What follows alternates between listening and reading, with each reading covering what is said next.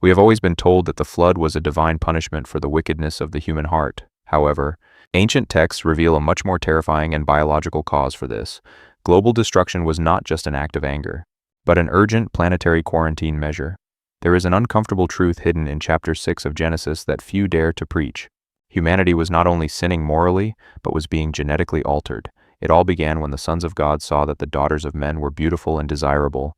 These beings were not simple human rulers, but celestial entities that crossed a boundary. They abandoned their natural dwelling place to meddle in human biology and corrupt our species. The result of this forbidden union was the birth of a hybrid race known as the Nephilim. The word Nephilim comes from Hebrew and literally means the fallen ones, or those who caused to fall. They were not humans, but a genetic abomination that possessed superior strength and intelligence. The earth was filled with violence because these beings considered humans as cattle or food. Imagine an ancient civilization dominated by tyrant demigods who demanded absolute worship.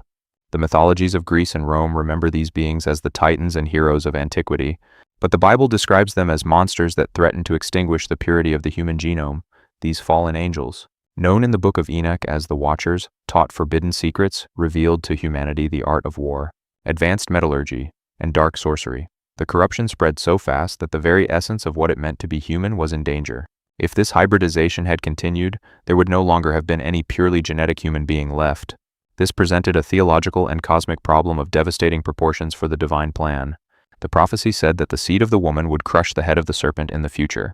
But if the seed of the woman was contaminated with angelic DNA, the Messiah could not be born.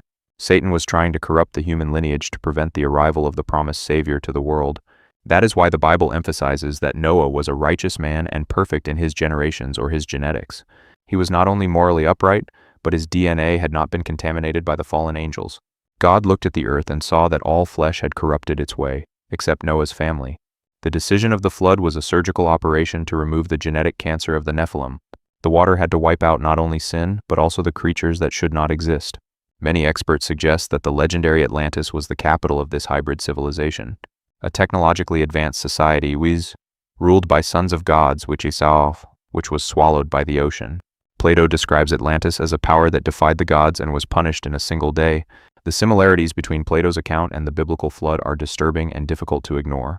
But the mystery deepens when we read a cryptic phrase in the account of Genesis chapter 6 verse 4. The text says that there were giants in the earth in those days and also after that.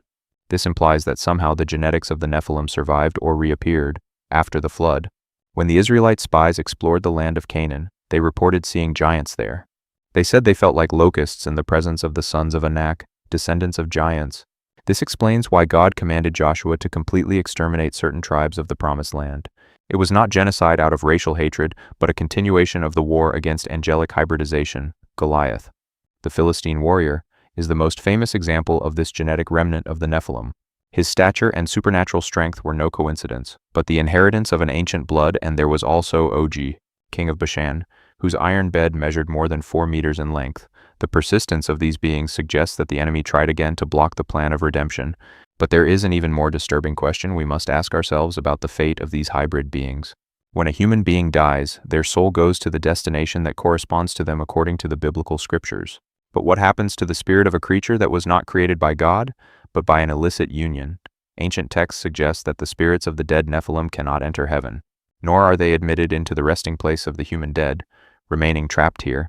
These disembodied spirits are what we commonly know today as demons or unclean spirits.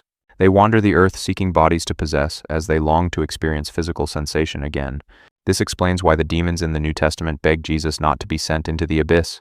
They know they are illegal spirits in this world and that their final destiny is eternal torment. The obsession of demons with inhabiting human bodies reflects their origin as physical hybrid beings. The true motive of the flood was to cleanse the earth of an infestation that threatened our existence. Human history is actually the stage for a high-level biological and spiritual war. The fallen angels tried to usurp God's creation, mixing their essence with human matter. The ancient megalithic structures around the world could be vestiges of their lost technology. How else do we explain the construction of stone blocks of hundreds of tons in antiquity? The impossible architecture of places like Baalbek or Pumapunku suggests superhuman strength or technology. It is possible that the Nephilim used their superior knowledge to build these inexplicable monuments. The official narrative tells us that they were men with copper chisels, but the physical evidence disagrees. The flood wiped out most of their civilization, but the stone ruins remain as witnesses. The connection between the myths of gods coming down from heaven and the biblical account is undeniable and clear. The Sumerians, Greeks, Norse, and Mayans speak of powerful beings who lived among humans. The Bible does not deny these myths, but demystifies them and reveals their dark and rebellious origin. Zeus, Odin, or Marduk could be cultural distortions of the leaders of these fallen angels by worshipping these gods. Ancient cultures were paying homage to the architects of their corruption, but God's plan could not be frustrated by any genetic strategy of the kingdom of darkness.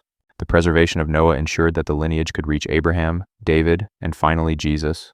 Jesus had to be born of a virgin not only for moral purity, but to avoid Adamic contamination. His blood was pure, without the stain of original sin or the genetic corruption of ancient days. However, Jesus himself left us a chilling warning about the end times of the world.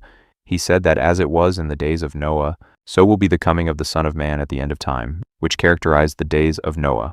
In addition to human wickedness and rampant violence, the presence and direct intervention of non-human entities in the affairs of earthly civilization, today we see a surge in interest in modifying the human genome and merging ourselves with advanced technology. Modern science plays dangerously with the limits of life, just as the Watchers did. Transhumanism seeks to create a new superior species, free from disease and natural death. We are opening again the doors that God closed with the waters of the Great Flood millennia ago. Sightings of unexplained aerial phenomena have increased exponentially in recent decades. That's why many Christian researchers believe that extraterrestrials are actually these same deceptive beings. They present themselves as technological saviors, but their agenda remains the same from the beginning. They want to alter our perception of reality and distance us from the truth of the creator of the universe. The idea that we were seeded by aliens is a modern lie to hide the biblical truth. It is the old lie of the serpent reformulated for a generation obsessed with space. The UFO phenomenon and abductions share terrifying characteristics with ancient demonology. Paralysis, fear, genetic manipulation, and antichrist messages are common in these encounters. The line between the spiritual and the physical is becoming increasingly blurred in our modern era.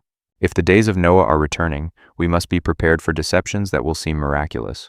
The flood left a geological scar on the planet that reminds us of the severity of divine judgment. Marine fossils on the tops of the highest mountains in the world confirm that water covered everything.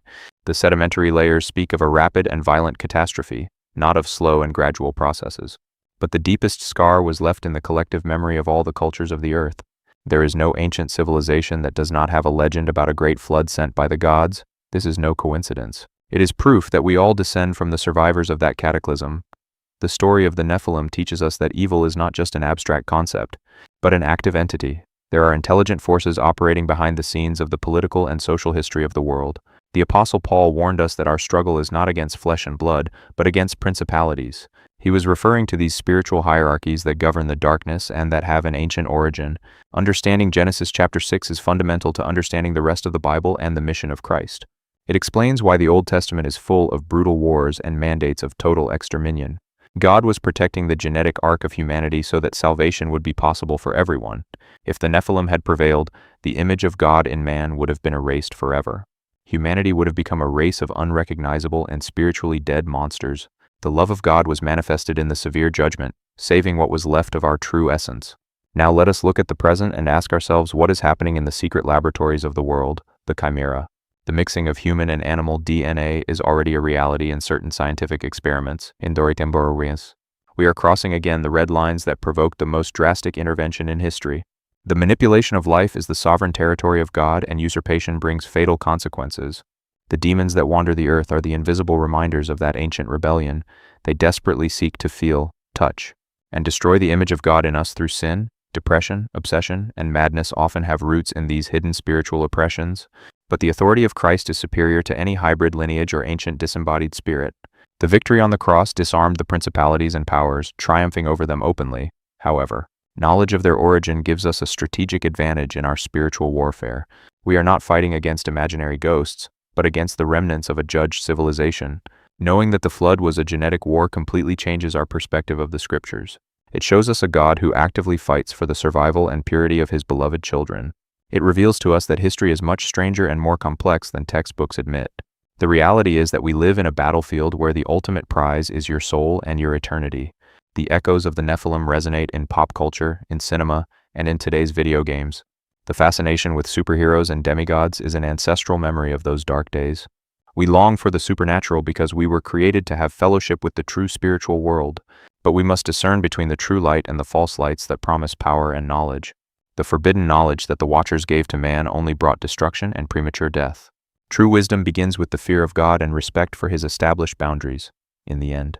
The story of Genesis chapter 6 is a warning about the dangers of wanting to be like gods. It is a reminder that there are limits that humanity must not cross under any circumstances.